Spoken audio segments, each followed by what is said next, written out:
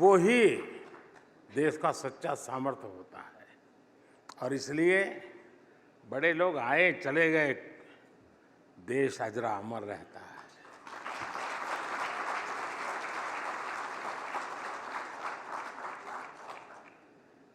साथियों, हारे हुए मन से विजय मिलनी बहुत मुश्किल है। इसलिए पिछले 10 साल में माइंडसेट में जो बदलाव आया है, जो लीप हमने लिया है, वो वाकई अद्भुत है। आज के बाद दशकों तक जिन्होंने सरकार चलाई, उनका भारतीयता के सामर्थ्य पर ही विश्वास नहीं था। उन्होंने भारतीयों को अंडर एस्टिमेट किया, उनके सामर्थ्य को कम करके आंका। तब लाल किले से कहा जाता था कि हम भारतीय निराशावादी हैं, पराजय भावना को अपनाने वाले हैं। लाल किले से ही भारतीयों को आलसी कहा गया, मेहनत से जी चुराने वाला कहा गया। जब देश का नेतृत्व ही निराशा से भरा हुआ हो, तो फिर देश में आशा का संचार कैसे होता। इसलिए देश के अधिकांश लोगों ने भी ये मान लिया था कि देश तो अब ऐसे ही चलेगा। ऊपर से करप्शन, हजारों करोड़ के घोटाले, पॉलिसी पैरालिसिस, परिवारवाद, इन सब ने देश की नींव को तबाह करके रख दिया था। पिछले 10 वर्षों में हम उस भयावह स्थिति से देश को निकालकर यहां लाए हैं।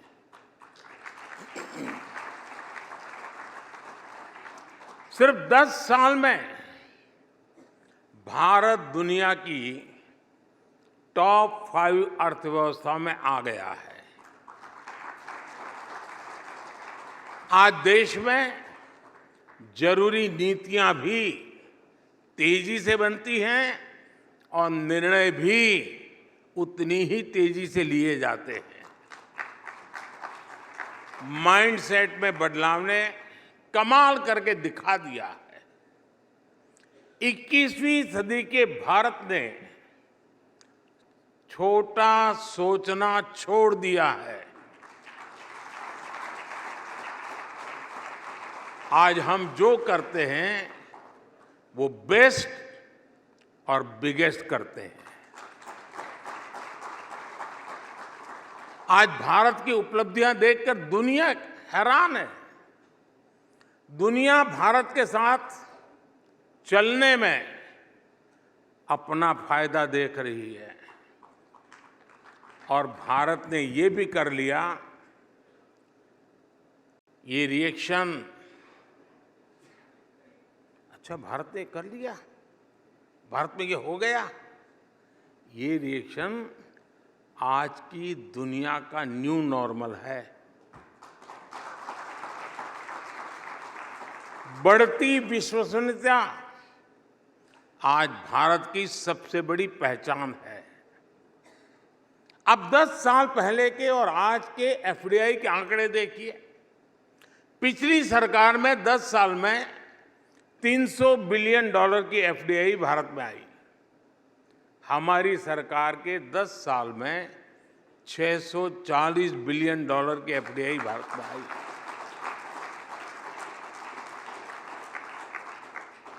दस साल में जो डिजिटल क्रांति आई है, कोरोना के समय में वैक्सीन पर जो भरोसा बैठा है, आज टैक्स देने वालों की बढ़ती हुई संख्या हो, ये चीजें बता रही हैं कि भारत के लोगों का सरकार और व्यवस्था पर भरोसा बढ़ रहा है।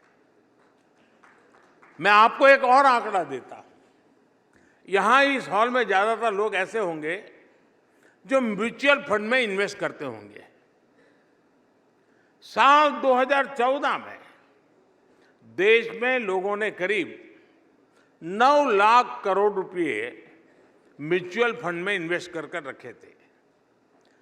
अगर मैं साल 2024 की बात करूं तो आज देश के लोगों ने 52 लाख करोड़ रुपए, उससे भी ज्यादा म्यूचुअल फंड में इन्वेस्ट कर रखा है।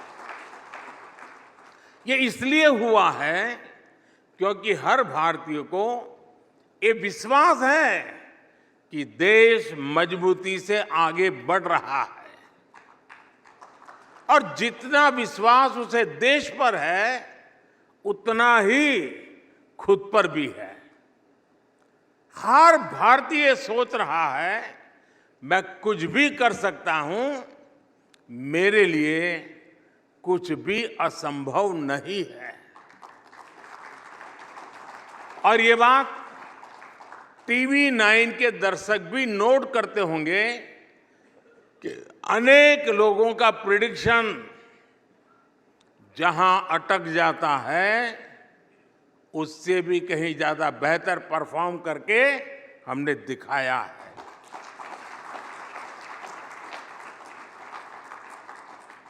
साथियों, आज इस माइंडसेट और ट्रस्ट में परिवर्तन का सबसे बड़ा कारण हमारी सरकार का वर्क कल्चर है, गवर्नेंस है। वही अफसर हैं, वही ऑफिस है, वही व्यवस्था है, वही फाइलें हैं, लेकिन नतीजे कुछ और आ रहे हैं। सरकार के दफ्तर आज समस्या नहीं, देशवासियों के सहयोगी बन रहे हैं। ये व्यवस्था आने वाले समय के लिए गवर्नेंस के नए आदर्श स्थापित कर रही है। साथियों, भारत के विकास को गति देने के लिए, बिग लीप लेने के लिए ये बहुत जरूरी था कि जिस गियर पर पहले भारत चल रहा था उस गियर को बदला जाए। पहले ही सरकारों में भारत किस तरह रिवर्स गियर में था, मैं आपको कुछ उदाहरण देता हूं। यूपी में 80 के दशक में सरयू नहर परियोजना का शिलान्यास हुआ था।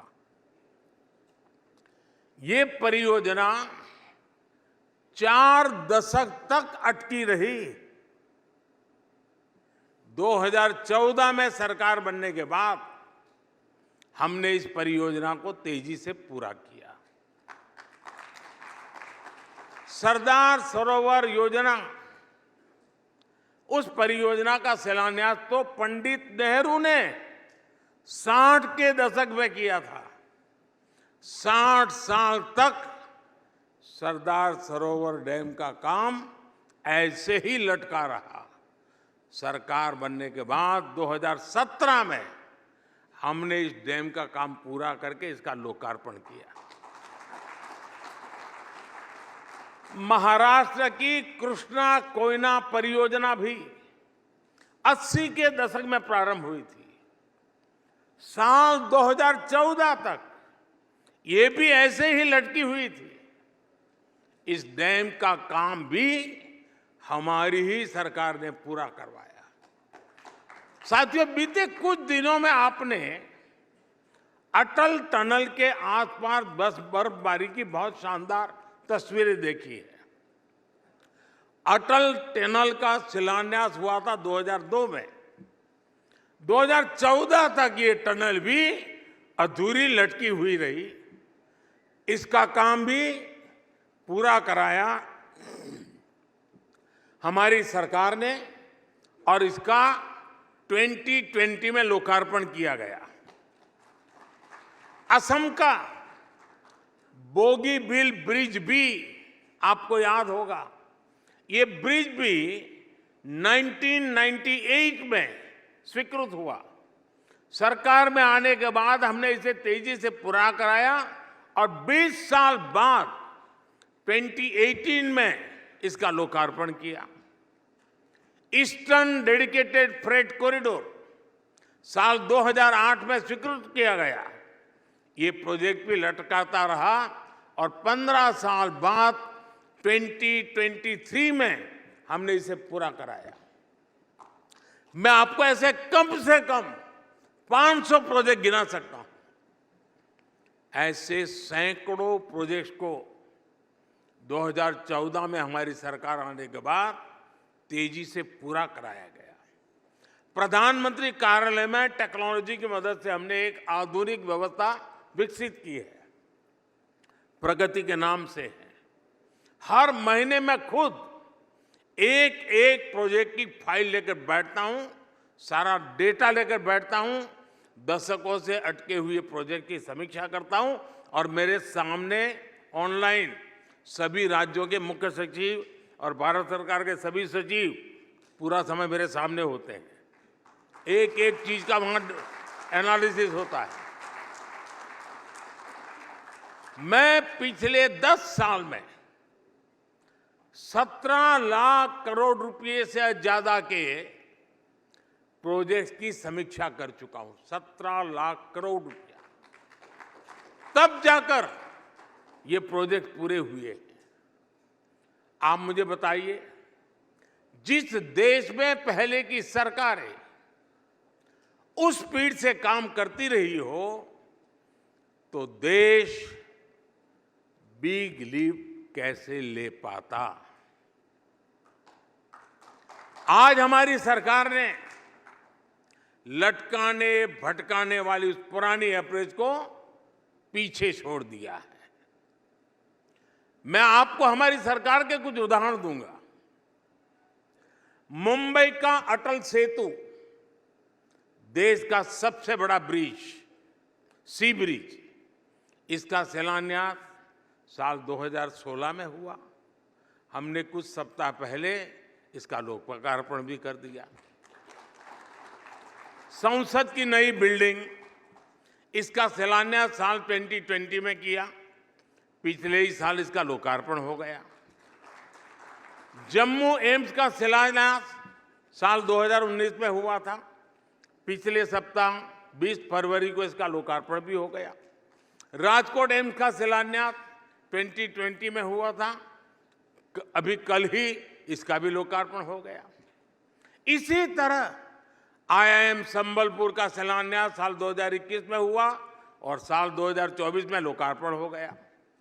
त्रिची एयरपोर्ट के नए टर्मिनल का शिलान्यास 2019 में हुआ और कुछ सप्ताह पहले इसका लोकार्पण भी हुआ। आईआईटी भिलाई का शिलान्यास साल 2018 में हुआ और कुछ दिन पहले हमने इसका भी लोकार्पण कर दिया। गोवा के नए एयरपोर्ट का शिलान्यास 2016 में हुआ और 2022 में इसका लोकार्पण भी हो गया। लक्षद्वीप तक समुद्र के नीचे ऑप्टिकल फाइबर बिछाना बहुत चैलेंजिंग माना जाता था। इस काम को हमने 2020 में शुरू करवाया और कुछ सप्ताह पहले इसे पूरा भी कर दिया। बनारस की बनास डेयरी का शिलान्यास साल 2021 में हुआ और कुछ दिन पहले इसका लोकार्पण हुआ। कल ही आपने द्वारका में सुदर्शन सेतु की शानदार तस्वीर देखी है। हिंदुस्तान का सबसे लंबा केबल ब्रिज देश की शान बढ़ा रहा है। इसका भी शिलान्यास हमारी सरकार ने साल 2017 में किया था। मैं जो मोदी की गारंटी की बात करता हूं ना, उसका एक पहलू ये भी है।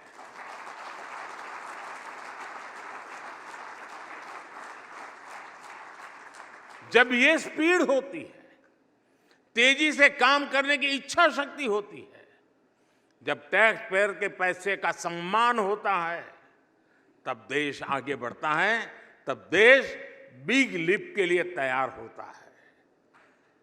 साथियों, भारत आज जिस स्केल पर काम कर रहा है वो अप्रत्याशित कल्पना से परे है। मैं आपको सिर्फ बीते एक सप्ताह के उदाहरण देना, एक वीक के। 20 फरवरी को मैंने जम्मू से एक साथ देश के दर्जनों आईआईटी, आईआईएम, ट्रिपल आईटी जैसे हायर एजुकेशन इंस्टीट्यूट का लोकार्पण किया। 24 फरवरी को मैंने राजकोट से देश के 5 एम्स के एक साथ लोकार्पण किया। आज सुबह मैंने देश के 27 राज्यों के 500 से ज्यादा रेलवे स्टेशन के रीडेवलपमेंट का शिलान्यास किया। आज के उसी कार्यक्रम में देश में 1,500 से ज्यादा ओवरब्रिज और अंडरपास के एक साथ काम शुरू हुआ। अभी मैंने इस कार्यक्रम में आने से पहले ही सोशल मीडिया पर साइट एक्स पर एक थ्रेड शेयर किया है। इसमें मैंने अपने आने वाले 2 दिन के कार्यक्रमों के बारे में बताया है। मैं कल सुबह केरला, तमिलनाडु और महाराष्ट्र जाने वाला हूं। वहां स्पेस के कार्यक्रम हैं, एमएसएमई के कार्यक्रम हैं, पोर्ट से जुड़े कार्यक्रम हैं, ग्रीन हाइड्रोजन से जुड़े कार्यक्रम हैं, किसानों से जुड़े कार्यक्रम हैं। भारत ऐसी स्केल पर काम करके ही बिग लीप लगा सकता है।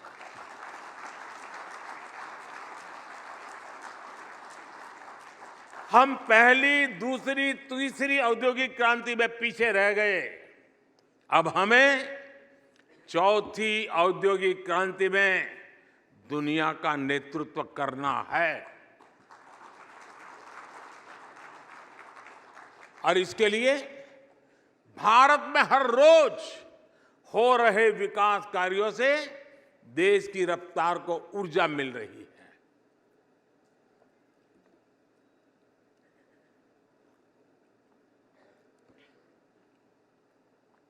भारत में हर दिन, आप एक के बाद एक दिमाग जरा बराबर अलर्ट रखिए, भारत में हर दिन 2 नए कॉलेज खुले हैं। हर हफ्ते एक नई यूनिवर्सिटी खुली है। भारत में हर दिन 55 पेटेंट्स और 600 ट्रेडमार्क रजिस्टर किए गए हैं। भारत में हर दिन करीब 1.5 लाख मुद्रा लोन बांटे गए हैं। भारत में हर दिन 37 नए स्टार्टअप बने हैं। भारत में हर दिन 16,000 करोड़ रुपए के यूएई ट्रांजैक्शन हुए हैं। भारत में हर दिन 3 नए जन औषधि केंद्रों की शुरुआत हुई है। भारत में हर दिन 14 किलोमीटर रेलवे ट्रैक का निर्माण हुआ है। भारत में हर दिन 50,000 से अधिक एलपीजी गैस कनेक्शन दिए गए हैं।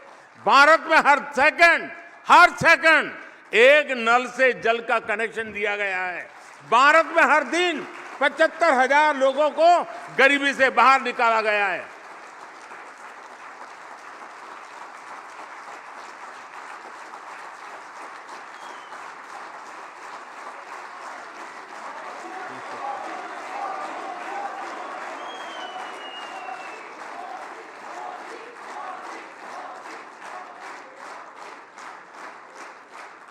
हमने तो हमेशा से ही गरीबी हटाओ के सिर्फ नारे सुने थे। किसने सोचा था कि 10 साल में 25 करोड़ लोग गरीबी से बाहर निकल आएंगे? लेकिन ये हुआ है और हमारी ही सरकार में हुआ है। साथियों, भारत में कंजम्पशन को लेकर हाल ही में एक रिपोर्ट आई है जिससे नए ट्रेंड का पता चलता है। भारत में गरीबी अब तक के सबसे कम स्तर पर यानी सिंगल डिजिट में पहुंच गई है। इस डेटा के मुताबिक पिछले 1 दशक की तुलना में कंजम्पशन 2.5 गुना बढ़ गया है। यानी भारत के लोगों की विभिन्न सेवाओं और सुविधाओं पर खर्च करने की क्षमता और बढ़ गई है। ये भी सामने आया है कि पिछले 10 साल में गांवों में कंजम्पशन शहरों की तुलना में कहीं ज्यादा तेज गति से बढ़ा है। यानी गांव के लोगों का आर्थिक सामर्थ्य बढ़ रहा है, उनके पास खर्च करने के लिए ज्यादा पैसे हो रहे हैं। ये ऐसे नहीं हुआ है, ये हमारे उन प्रयासों का परिणाम है जिनका फोकस गांव, गरीब और किसान है। 2014 के बाद से हमारी सरकार ने गांवों को ध्यान में रखकर इंफ्रास्ट्रक्चर का निर्माण किया। गांव और शहर के बीच कनेक्टिविटी बेहतर हुई, रोजगार के नए अवसर तैयार किए गए, महिलाओं की आय बढ़ाने के साधन विकसित किए गए। विकास के इस मॉडल से ग्रामीण भारत सशक्त हुआ है। मैं आपको एक और आंकड़ा दूंगा। भारत में पहली बार कुल खर्च में भोजन पर होने वाला खर्च 50% से भी कम हो गया है। यानी पहले जिस परिवार की सारी शक्ति भोजन जुटाने में खर्च हो जाती थी, आज उसके सदस्य सारी चीजों पर पैसे खर्च कर पा रहे हैं। साथियों, पहले की सरकारों की एक और सोच थी कि वो देश की जनता को अभाव में रखना पसंद करती थी। अभाव में रह रही जनता को ये लोग चुनाव के समय थोड़ा बहुत देकर अपना स्वार्थ सिद्ध कर लेते थे। इसके चलते ही देश में एक वोट बैंक पॉलिटिक्स का जन्म हुआ। यानी सरकार केवल उसके लिए काम करती थी जो उन्हें वोट देता था। लेकिन साथियों, बीते 10 वर्षों में भारत इस स्कैरसिटी माइंडसेट को पीछे छोड़कर आगे बढ़ चला है। भ्रष्टाचार पर लगाम लगाकर हमने ये सुनिश्चित किया है कि विकास का लाभ भारत के हर क्षेत्र को समान रूप से दिया जाए। हम पॉलिटिक्स ऑफ स्कैरसिटी नहीं, गवर्नेंस ऑफ सैचुरेशन पर विश्वास करते हैं। हमने तुष्टीकरण न करके देशवासियों के संतुष्टीकरण का रास्ता चुना है। बीते 10 वर्षों में यही हमारा एक मंत्र है, यही हमारी सोच है। यही सबका साथ सबका विकास है। हमने वोट बैंक पॉलिटिक्स को पॉलिटिक्स ऑफ परफॉर्मेंस में बदला है। जब अभाव होता है तो करप्शन होता है, भेदभाव होता है। जब सैचुरेशन होता है तो संतुष्टि होती है, सद्भाव होता है। आज सरकार अपनी तरफ से घर घर जाकर लाभार्थियों को सुविधाएं दे रही है। अपने बीते समय में मोदी की गारंटी वाली गाड़ी के बारे में जरूर सुना होगा।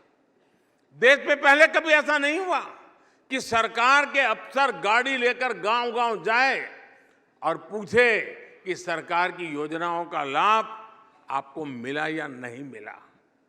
आज हमारी सरकार खुद लोगों के दरवाजे पर जाकर कह रही है कि सरकारी योजनाओं का लाभ उठाइए। इसलिए मैं कहता हूं, जब सैचुरेशन एक मिशन बन जाए तो हर प्रकार के भेदभाव की गुंजाइश खत्म हो जाती है। और इसलिए मैं कहता हूं कि हम राजनीति नहीं, राष्ट्र नीति पर विश्वास करने वाले लोग हैं। साथियों, हमारी सरकार नेशन फर्स्ट के सिद्धांत को सर्वोपरि रखते हुए आगे बढ़ रही है। पहले की सरकारों के लिए कोई काम नहीं करना ये सबसे बड़ा आसान काम बन गया था। लेकिन इस वर्क कल्चर से ना देश बन सकता है और ना देश आगे बढ़ सकता है।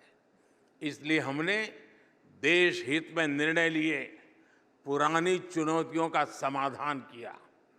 आर्टिकल 370 की समाप्ति से लेकर, मैं मूवी की बात नहीं कर रहा हूं,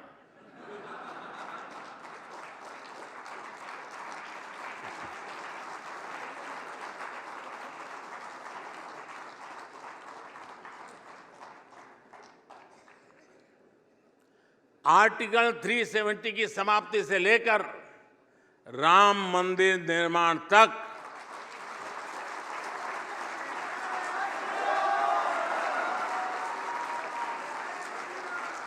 ट्रिपल तलाक के अंत से लेकर महिला आरक्षण तक, वन रैंक वन पेंशन से लेकर चीफ ऑफ डिफेंस स्टाफ का पद तक सरकार ने नेशन फर्स्ट की सोच के साथ ऐसे हर अधूरे काम पूरे किए। साथियों, 21वीं सदी के भारत को अपने आने वाले दशकों के लिए भी हमें आज ही तैयार करना होगा।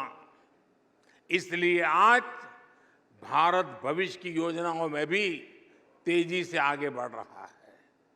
स्पेस से सेमीकंडक्टर तक, डिजिटल से ड्रोन तक, एआई से क्लीन एनर्जी तक, 5G से फिनटेक तक, भारत आज दुनिया की अगली कतार में पहुंच गया है।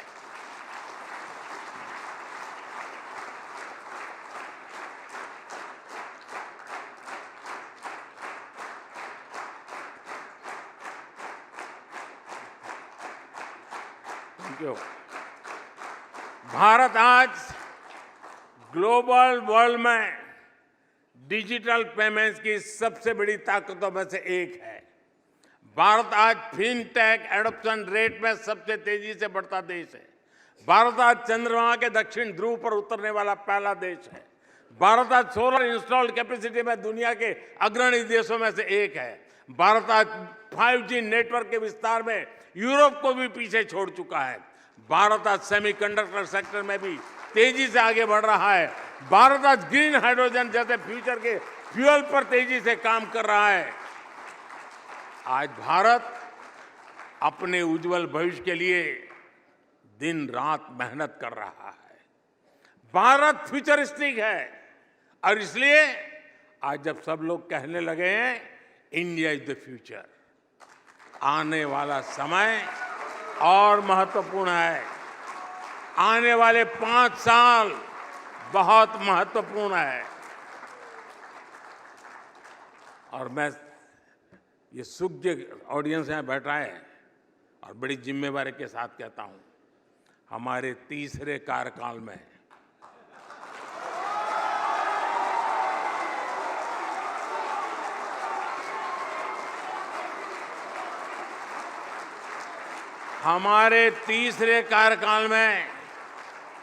हमें भारत के सामर्थ्य को नई ऊंचाई तक पहुंचाना है। विकसित भारत की संकल्प यात्रा में आने वाले 5 वर्ष हमारे देश की प्रगति और प्रशस्ति के वर्ष है। इसी कामना के साथ और पूरे विश्वास के साथ ये सेमिनार होता या ना होता, बिग लिप जरूर होता।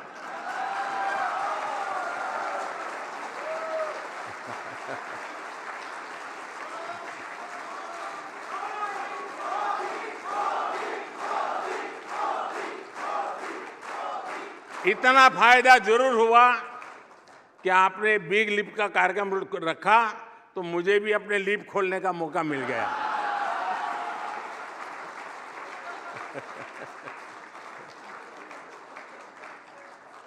इस कार्यक्रम के लिए आपको ढेर सारी शुभकामनाएं। आप लोग सुबह से बैठ करके ब्रेनस्टॉर्मिंग करते होंगे तो कुछ हंसी खुशी की शाम भी हो गई। बहुत बहुत धन्यवाद।